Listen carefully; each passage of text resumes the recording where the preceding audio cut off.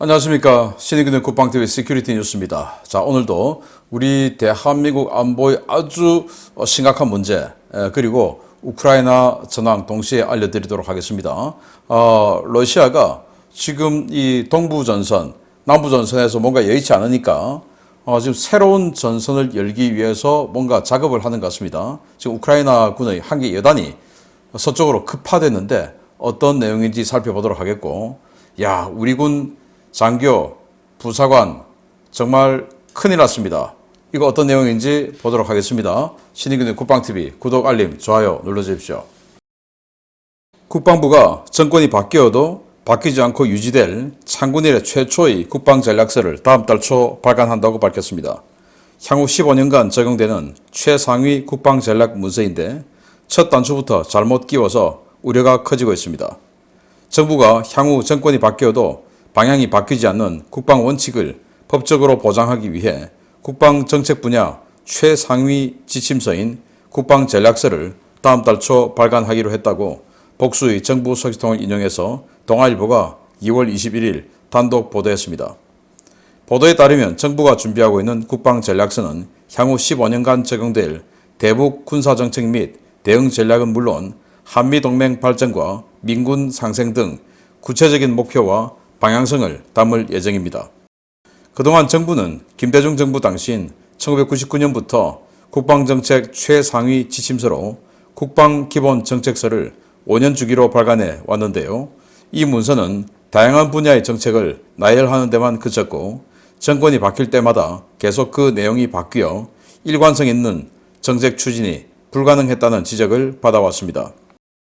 정부는 이번 문서를 통해 통합 능동방위, 혁신과 자강, 동맹과 연대, 안전과 상생을 4대 핵심 전략 목표로 삼았는데요. 문제는 안보 환경 변화에 따라 실패한 것으로 결론이 난 정책들이 이 국방전략서의 최우선 과제로 반영됐다는 것입니다. 국방전략서에는 물리적으로 실현이 불가능한 킬체인, 미국과 MD 협력을 안 하겠다고 하는 한국형 미사일 방어체계, 상호 확정 파괴 효과 달성이 불가능한 대량 응징 보복 등 이른바 삼축 체계의 능력을 강화하고 서둘러 이 체계들을 구축한다는 내용이 포함되었습니다. 정부가 향후 15년간 법적으로 그 방향을 분명히 보장하는 국방전략서에 잘못된 정책과 전략을 담게 될 경우 군의 중장기 전력 건설은 완전히 잘못된 방향으로 흘러가게 되는데요. 이 잘못된 문서가 확정되기 전에 전문가 검증이 시급해 보입니다. 네, 3월에 이 내용을 공개하겠다라고 하고 이걸 이제 동아일보가 사전 입수했는지 단독 보도를 했습니다. 그래서 이 내용을 보면 결국 이 삼축 체계 강화한다라는 건데 저는 이게 좀 우려스럽다. 왜냐? 킬체인, 이 킬체인이라고 하는 것은 북한이 노동미사일과 스커드 미사일을 쏠 때 40분 동안 이 액체 연료를 주입하고 산화제를 주입하니까 우리는 그것을 탐지하고 30분 내로 그 노동미사일과 스커드 미사일의 발사대를 없애버린다. 이게 킬체인이거든요. 자, 그런데 지금 북한은 이번에 쏘았던 600mm 방사포를 포함해서 스커드 미사일보다 훨씬 우수한 고체 연료 로켓 미사일들을 다량으로 만들었습니다. 그리고 KN-23 같은 고체 연료 편심 탄도 비행하는 이런 미사일까지 만들었습니다. 이제는 스커드 미사일, 노동 미사일은 없는 거로 쳐야 돼요. 없는 거예요. 그런데도 불구하고 킬체인을 유지를 한다? 우리는 선제 타격 외에는 지금 방법이 없는데 그냥 북한이 뭔가 징후가 있다라고 판단되면 때려야 되는데 미사일 끄집어내서 액체 연료, 산화제 주입 이게 아니거든요. 이제는 그냥 끄집어내서 바로 기립하고 쏴버리는데 이걸 30분 내로 타격한다라고 하는 것은 이 전제 자체가 잘못됐고, 그리고 지금 우리가 SM3, SM6 도입한다라고 하는데 그 SM3의 강점은 뭐냐? 적이 미사일을 발사하는 이 초기 단계에서부터 탐지를 하고 이 초기 상승 단계에서 쫓아가서 때려버리는 이런 능력이 SM3의 가장 확실한 능력인데 이거 하려면은 미국과 같이 MD 협력을 해야 되는데 지금 한국은 미국과 MD 협력 안 하겠다. 왜냐? 미국과 협력하면 일본이 같이 따라오니까. 왜? 미국은 MD를 일본하고 같이 하기 때문에. 그러면 한미일 미사일 방어 협력이 되니까 그거 안 하겠다라는 건데, 아니 그게 어때서 그렇습니까?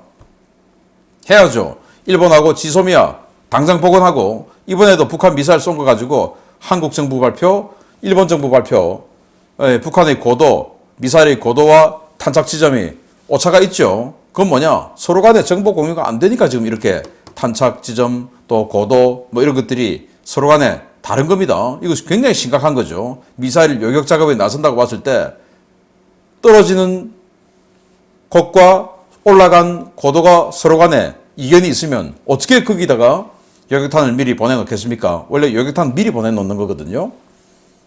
굉장히 큰 문제죠. 그래서 일본하고 뭔가 엮이는 것은 하지 않겠다라는 그런 생각이라면 정권 놔야죠. 그 정도 소신, 돌파력 없이 저 좌파들이 5년 동안 나라 망쳐놓은 거 이거 내가 다시 일으키겠다라는 의지를 우리가 인정할 수 있습니까? 그래서 이런 것들, 그리고 상호 확증 파괴, 대량 응징 보복이라고 한 것은 김정은이의 생명줄을 따버릴 수 있는 이런 정도의 공격이 돼야 되는데 우리가 지금 그것 됩니까? 안 되죠. 그런 상황에서 이런 제일 중요한 킬체인과 특히 이 미사일 방어 체계 이런 것들에 대한 비전 없이 이걸 밀어붙인다. 이거 굉장히 문제가 있고, 자 그럼 정권 바뀌어서 좌파 정부가 들어오면 이거 어떡할 거냐? 그래서 이제 이걸 법으로 보장한다 라는 거죠. 정권 바뀌어도 계속 유지될 수 있도록. 그래서 이제 다음 총선 때 국민의힘이 다수당이 되어서 이걸 이제 통과시켜서 15년간 유지시키도록 하겠다라는 그런 보관인 것 같은데, 그 아이디어는 좋아요. 그러나 이 들어갈 내용에 너무 지금 급하게 한 거 아니냐. 주변의 좀 자문도 좀 받고 이렇게 해야지 아주 경직된 사고로 군인들이 이걸 그냥 급하게 위에 보고해봐야 어차피 잘 모르니까 그냥 만들어버린 건 아니냐라는 의구심을 지울 수가 없고, 이건 좀 속도를 좀 늦추더라도 주변의 자문을 좀 받아야 되겠다라는 생각이 듭니다. 왜냐? 15년 동안 우리 국방정책을 정한다는데 이걸 그냥 이렇게 후다닥 번갯불 콩고 볶아 먹듯이 정해서야 되겠습니까? 그건 아니죠. 그리고 일본하고 미국하고 협력한다는 이런 것에 대해서 뭔가 두려워하고 그런 말을 꺼내기를 주저하고 한다면 자격 놔야죠. 우리 안보, 우리 생명을 지키겠다는데 그 말을 두려워한다. 그랬어야 되겠습니까? 정신 차리기 바랍니다. 두 번째입니다. 초급 간부는 군의 최일선 지휘자이자 군의 창끝 전투력을 창출해내는 중요한 인적 자산입니다. 이런 위관 장교와 부사관 등 초급 간부에 대한 처우가 오랫동안 개선되지 않으면서 군 간부의 질적 수준 하락에 대한 우려가 커지고 있습니다. 올해부터 병장 기준 병사 월급이 100만 원 시대가 되고 몇 년 안에 병사 월급이 초급 장교와 하사의 월급을 추월할 예정인 가운데 이로 인한 초급 간부들의 사기 저하와 질적 수준 하락이 심각한 문제가 되고 있습니다. 최근 군 내부의 각종 부조리나 애로사항을 토로하고 공론화하는 장이 되어가고 있는 페이스북 계정 육군훈련소 대신 전해드립니다. 일명 육대전에는 갓 임관한 해군 하사라고 자신을 소개한 작성자와 여타 초급 간부들의 신세 한탄이 쏟아졌습니다. 이 해군 하사는 지난해 12월 급여 명세서와 올해 2월 급여 명세서를 공개하면서 작년 12월 수당을 포함한 실수령액은 161만 3,020원, 올해 2월 수당을 포함한 실수령액은 169만 5,970원이었다 라며 기본급만 가지고는 생활이 어렵다 라고 호소했습니다. 해당 게시물이 올라오자 육해공군 초급 간부들도 같은 고충을 토로했는데요.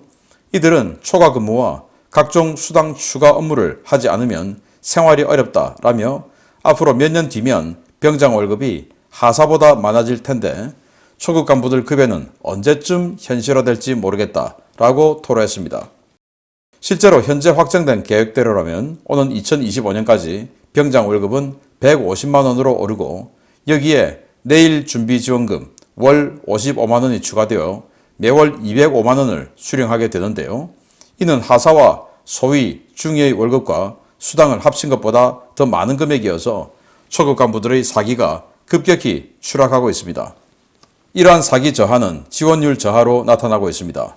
지난해 학군사관 63기와 64기 지원자는 전년 대비 30% 폭락했고 이 때문에 모집 기간을 한 달 연장하며 대대적인 홍보 작업을 벌였는데요. 이러한 작업에도 불구하고 수도권 상위 명문대는 모두 정원을 채우지 못하는 미달 사태를 겪었고 지방 하위권 대학에서도 정원 미달 사태가 속출했습니다. 대학 졸업 후 교육을 거쳐 소위를 인관하는 학사장교 역시 2000년대 초반 기준 매년 1,500에서 2,000명이 인관했지만 매년 지원율이 급락해 지난해에는 상반기 기준 470명만 인관해서 군의 초급 장교 수급에 비상이 걸린 상태입니다. 부사관의 경우도 상황은 마찬가지입니다.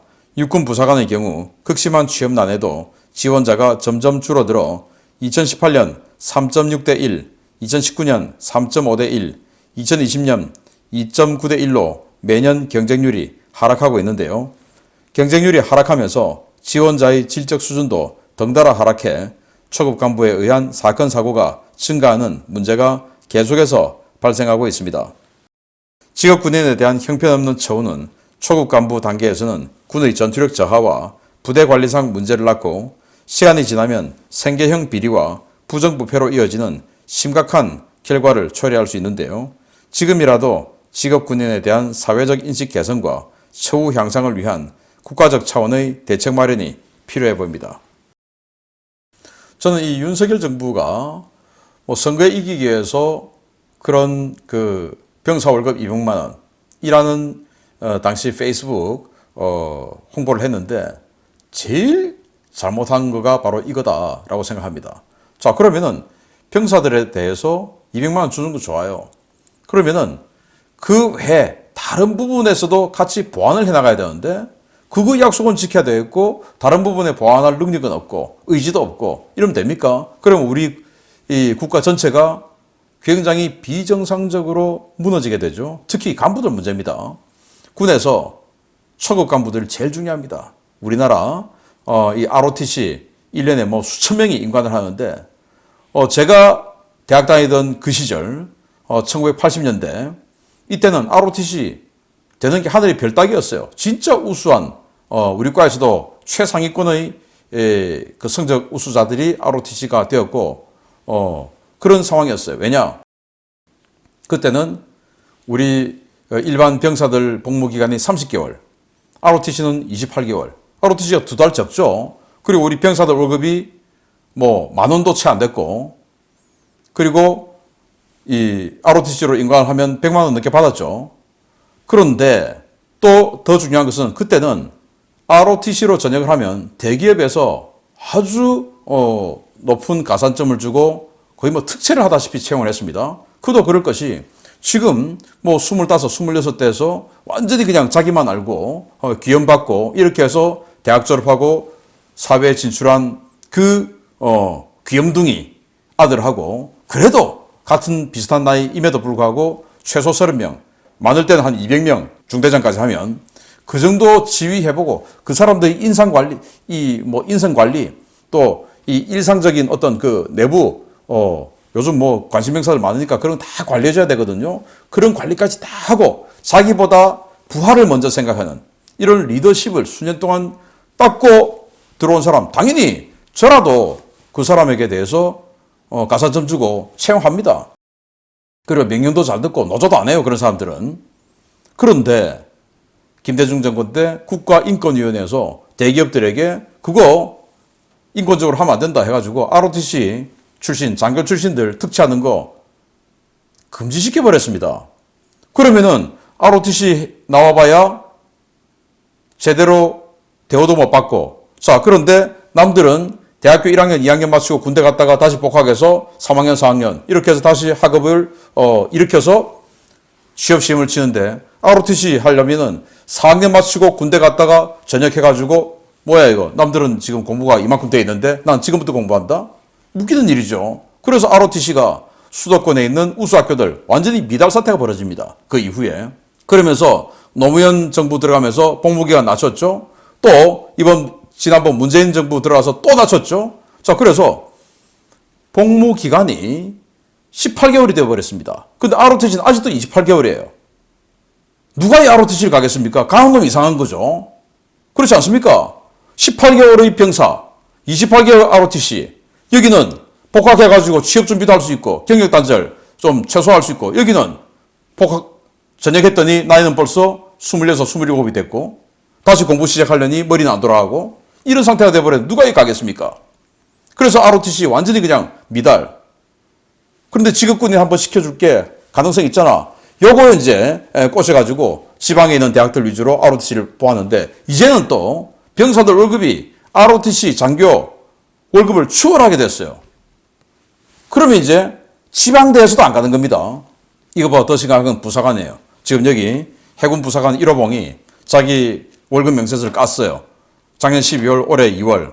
1월은 왜 안 깠는지 모르겠는데 어쨌든 해서 160만 원, 169만 원 이렇게 받았다라고 이야기를 하는데 아니 병사들 이제 이 정도 받지 않습니까? 거기다가 내일 지원금에서 55만 원 적립해주면 이거보다 더 많죠. 그럼 누가 이거 가겠습니까? 병사 18개월, 하사 48개월 해야 되는데 병사 18개월, 학사장교 36개월, ROTC 28개월, 하사 48개월. 누가 이걸 하겠냐 이겁니다. 그래서 병사 월급 많이 주는 거는 뭐 좋다 이겁니다. 그런데 왜 이런 보완은 안 하냐. 자, 이거 보완하면 또, 자, 똑같은 구급 공무원인데 군인 공무원만 많이 주고 뭐 지방직, 또 행정직, 뭐 다른 뭐 소방 뭐 이런 데는 왜 적게 주냐 하면 또 형평성 구급 공무원도 다 올려야 되겠죠. 그 세금은 또 누가 감당합니까? 이거 계산 안 하고 병사 월급 200만 원. 그래서 국방비 많이 올렸다. 많이 올려가지고 전부 그냥 병사 월급 주는 데만 다 때려 박아버리고 이게 뭐 하는 짓입니까 이게? 정말 군의 근간은 초급 간부들입니다. 어차피 고급 간부들이야 거기에서 추리해서 정말 우수한 사람들만 남는 건데 초급 간부들, 소대장, 중대장 진짜 중요합니다. 그런데 초급 간부들의 질적 수준을 복무기간과 이 보수로 때문에 완전히 질적 수준을 이런 식으로 떨어뜨려버리고 저는 초급 간부들에 대해서 이 군 병사들에 대해서 군 가산점을 인정해주지 않기 때문에 200만 원 주겠다 한 거 아닙니까? 그러면 초급 간부들에 대해서는 그들이라도 공무원 시험을 칠 때 또는 공기업 시험을 칠 때 가산점 줘야 된다고 생각합니다. 그리고 민간기업에서도 자율적으로 가산점 선택할 수 있어야 된다고 생각합니다. 왜 국가인권위원회가 자기네들이 뭔데 내가 좀 우수한 직원 좀 뽑겠다는데 그걸 왜 하지 말라고 하는 겁니까? 이게 사회주의입니까? 바꿔야죠. 민간기업이 우수한 ROTC 장교 출신들 또 부사관 출신들 내가 좀 뽑겠다. 가산점 주겠다. 라고 자율적으로 할 수 있어야 자유민주주의 아닙니까? 그리고 이렇게 적은 월급에 병사보다 적은 월급에 병사보다 몇 배로 많은 복무기간을 복무하는 그들에게 가산점 줘야 되지 않습니까? 이렇게 할 것을 제안합니다. 무턱대고 표만 얻으려고 파퓰리즘 하지 맙시다. 세 번째입니다. 올해 들어 우크라이나와 서방 각국의 가장 큰 우려는 연초 대대적인 공세를 제기한 러시아가 키이우와 체르니우 북부에서 새로운 전선을 열 수도 있다는 것이었습니다. 그런데 생각지도 못했던 곳에서 위급한 상황이 벌어지고 있어 우크라이나군에 비상이 걸렸습니다.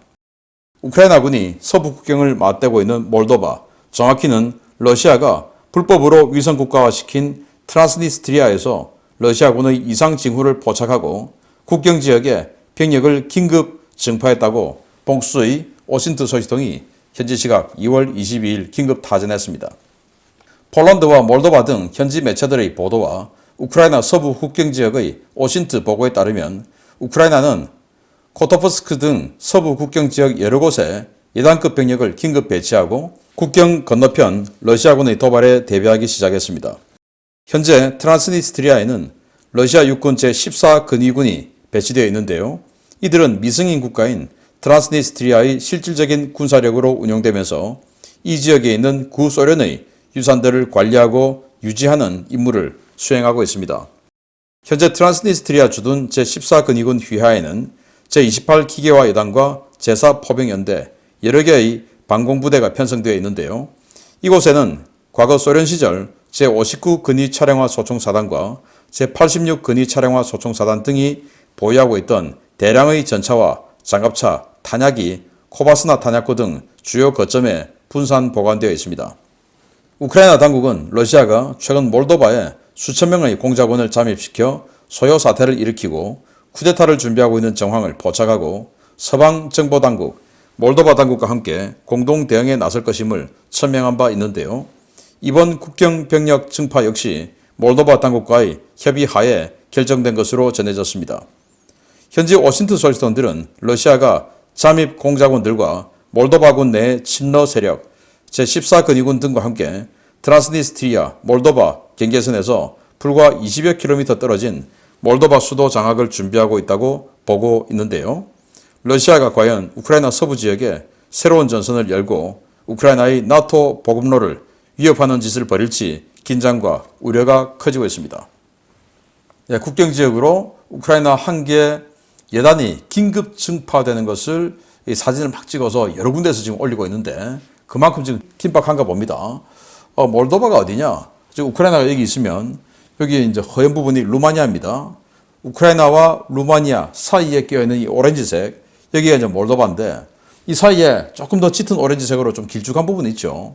이게 몰도바에 있는, 속해 있는 땅이었는데 트란스니스트리아라고 해서 독립을 선언했어요. 이 독립을 이제 러시아를 포함한 아주 불량한 국가 몇 개만 이제 인정을 해주고 있는 마치 이제 돈바스 지역처럼 뭐 그런 상황인데 이게 이제 친러주의자들입니다. 나머지 이 몰도바는 친서방 측이고요.